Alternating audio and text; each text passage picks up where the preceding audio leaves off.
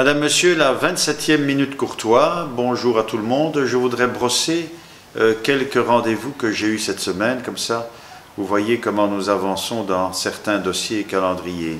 D'abord, une visite importante de personnes représentant un grand groupe hôtelier français, voulant s'établir dans le centre administratif, ou ce qui sera l'ancien centre administratif de la ville de Bruxelles, puisque nous déménageons au parking 58, vous le savez, à partir de 2020.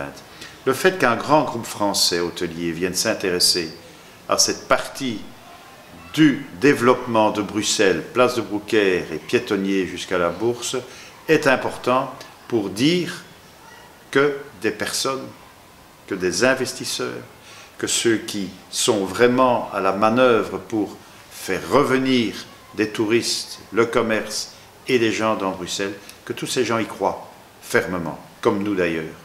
Donc, dans le cadre du piétonnier, c'est le moment de le dire, nous sommes en attente du permis de bâtir, et une fois qu'il y aura ce permis de bâtir, eh bien, les travaux démarreront immédiatement, et vous verrez tout de suite la différence, particulièrement sur la place de Brouckère. Autre rendez-vous cette semaine, j'ai rencontré des personnes, malheureusement, qui sont les organisateurs et les organisations de ceux qui aident les personnes dans la rue. Il y a eu 76 personnes décédées dans la rue à Bruxelles en 2016. C'est quand même un phénomène auquel il faut s'attarder. 76 personnes qui meurent dans la rue, dans la capitale de l'Europe, est quand même un phénomène important à réfléchir. Nous faisons cela maintenant chaque année à la ville. Nous avons une cérémonie d'hommage à ces personnes-là. Bien sûr, je connais tout ce que l'on peut raconter sur la problématique des sans-abri, sur la problématique des personnes qui traînent dans les rues. Il n'empêche que l'humain est d'abord ici un sentiment au cœur.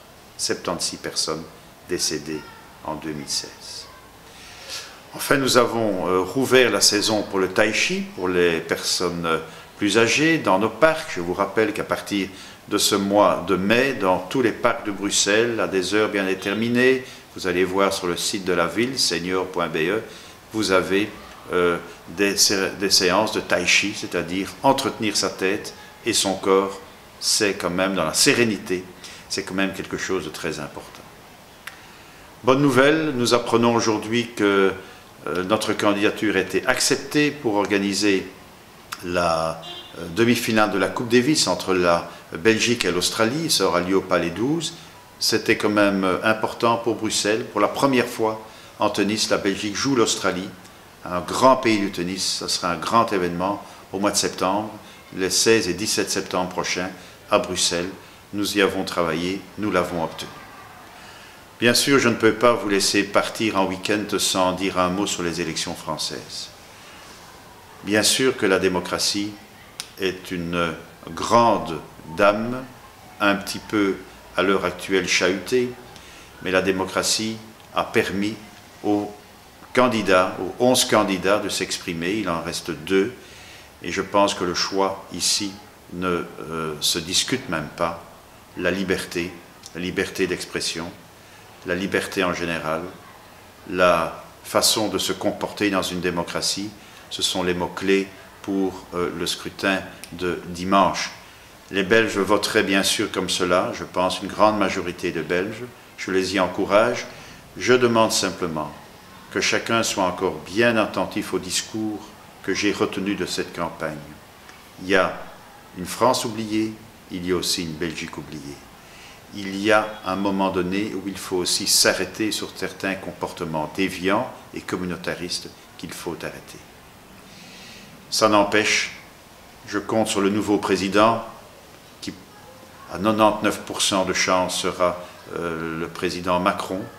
Je compte sur le prochain président pour rétablir la démocratie vraiment en France, pour éviter que cette France soit coupée en deux et pour respecter des grands moments de la France de demain, à savoir le respect de toutes les communautés dans cette France moderne, tournée vers l'avenir. Bon week-end à vous, à la semaine prochaine.